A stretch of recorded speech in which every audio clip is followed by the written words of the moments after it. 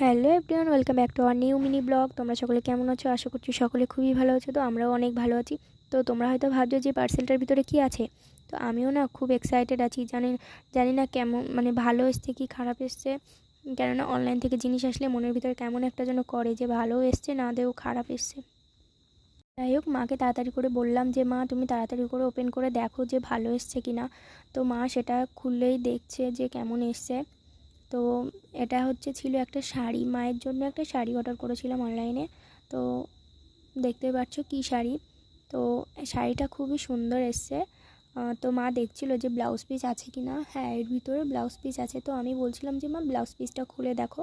তো মা সেটাই খুলে দেখছিল। তো হ্যাঁ, এর ভিতরে ব্লাউজ পিস আছে। তোমরা যেটা নীলটা দেখতে পাচ্ছ ওটাই হচ্ছে ব্লাউজ পিস।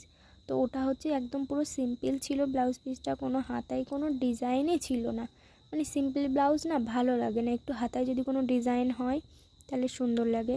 তো মার দেখতে পাচ্ছ মার হাসিটা দেখে যে মাও কতটা খুশি, মার খুব পছন্দও হয়েছে। তো মা এইসব ধরনের শাড়ি বেশিরভাগ পরে, ওই জন্য অর্ডার করেছিলাম।